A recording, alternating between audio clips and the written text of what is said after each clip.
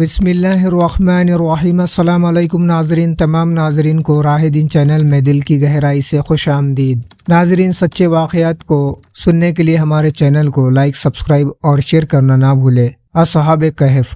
دوستو، اصحاب کہف کے معنی غار والے کے ہے۔ یہ چند سچے مومن نوجوانوں کا قصہ ہے، سورہ کہف میں بیان کیا گیا ہے۔ علماء تفسیر و مورخین واقعہ یوں بیان کرتے ہیں: حضرت عیسیٰ علیہ السلام کے بعد اہل انجیل کی حالت ابتر ہو گئی۔ یہ بت پرستی میں مبتلا ہوئے اور دوسروں کو بت پرستی پر مجبور کرنے لگے۔ ان میں بادشاہ بڑا جابر تھا، جو بت پرستی پر راضی نہ ہوتا اس کو قتل کر ڈالتا۔ اصحاب کہف شہر افسوس کے شریف اور معزز ایماندار لوگوں میں سے تھے۔ رومی بادشاہ کی اولاد اور روم کے سردار تھے۔ ایک مرتبہ قوم کے ساتھ عید منانے گئے۔ انہوں نے جب وہاں شرک و بت پرستی کا تماشا دیکھا تو ان کے دل میں خیال آیا کہ بت پرستی محض لغو اور باطل چیز ہے۔ عبادتیں صرف نام خدا پر ہونی چاہیے۔ آسمان و زمین کا خالق و مالک ہے۔ بس یہ لوگ ایک ایک کر کے یہاں سے سرکنے لگے۔ ان میں سے ایک صاحب پیڑ کے نیچے جا کر بیٹھ گئے، دوسرے بھی یہیں آ گئے، تیسرے بھی آئے، پھر چوتھے بھی۔ غرض ایک ایک کر کے سب یہی جمع ہو گئے۔ حالانکہ ایک دوسرے میں جان پہچان نہ تھی، لیکن ایمان کی روشنی نے ایک دوسرے کو ملا دیا۔ سب خاموش تھے۔ ایک کو ایک سے ڈر تھا کہ اگر میں اپنے اندر کی بات کو بتا دوں تو یہ دشمن ہو جائیں گے، کہ کسی کو بھی دوسرے کے بارے میں معلوم نہ تھا کہ وہ اسی طرح قوم کی اس احمقانہ اور مشرکانہ رسم سے بیزار ہے۔ آخر ایک دانا اور زری نوجوان نے کہا: دوستو، کہیں نہ کہیں کوئی بات ضرور ہے کہ ہم لوگوں کے اس شام شغل کو چھوڑ کر تم ان سے یکسو ہو کر یہاں آ بیٹھے ہو۔ میرا تو دل چاہتا ہے کہ ہر شخص اس بات کو ظاہر کر دے کہ جس کی وجہ سے اس نے قوم کو چھوڑا۔ اس پر ایک نے کہا: بھائی، بات یہ ہے کہ مجھے اپنی قوم کی یہ رسم ایک آنکھ نہیں بھاتی، جبکہ آسمان و زمین کا اور ہمارا تمہارا خالق صرف اللہ وحدہ لا شریک لہ ہے، تو پھر ہم اس کے سوا دوسرے کی عبادت کیوں کریں؟ یہ سن کر دوسرے نے کہا: خدا کی قسم، یہی نفرت مجھے یہاں لے آئی ہے۔ تیسرے نے بھی یہی کہا۔ جب ہر ایک نے یہی وجہ بیان کی تو سب کے دلوں میں محبت کی ایک لہر دوڑ گئی، اور یہ سب روشن خیال موحد آپس میں سچے دوست اور ماں جائے بھائی سے بھی زیادہ ایک دوسرے کی خیر خواہ بن گئے۔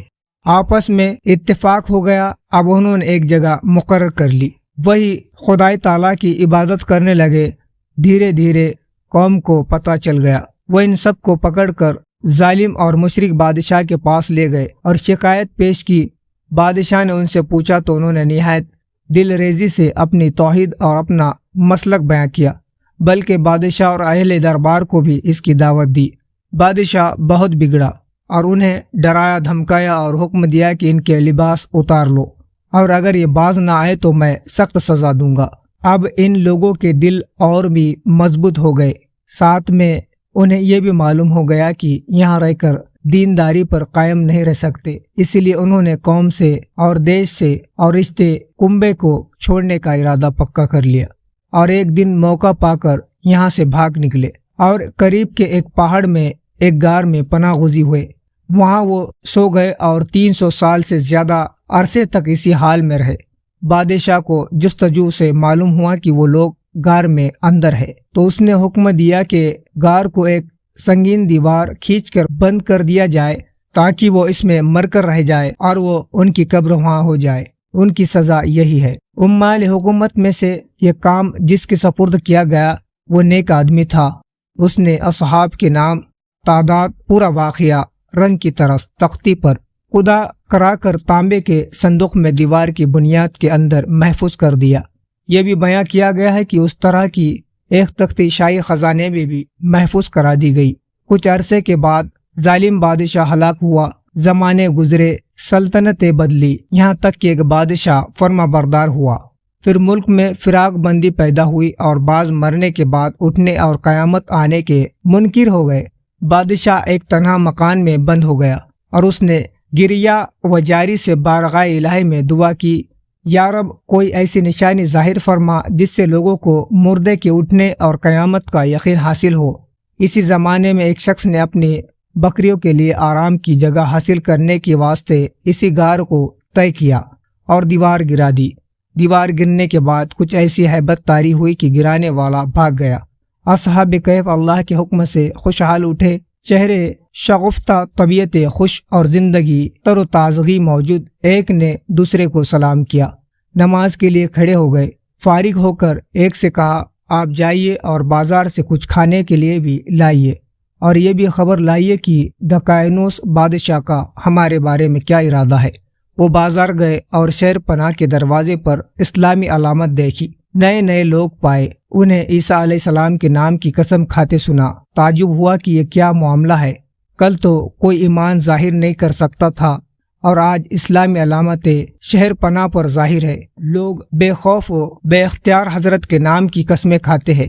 انہیں ان باتوں سے حیرت اس لیے ہو رہی تھی کہ وہ اپنے نزدیک یہی سمجھے ہوئے تھے کہ ہم یہاں پہنچے ایک آدھا دن گزرا ہے، حالانکہ اس دوران زمانے گزر چکے تھے، صدیاں بیت گئی تھی۔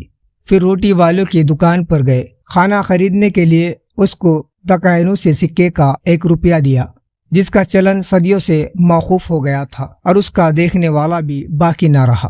دکاندار نے اس سکے کو دیکھ کر سخت تعجب کیا اور اسے اپنے پڑوسی کو دیا اور کہا، میاں دیکھنا یہ سکہ کب کا ہے اور کس زمانے کا ہے۔ اس نے دوسرے کو دیا، دوسرے نے تیسرے کو، اور دیکھنے کو مانگ لیا۔ الغرض وہ ایک تماشا بن گئے۔ بازار والوں نے خیال کیا کہ کوئی پرانا خزانہ ان کے ہاتھ لگ گیا۔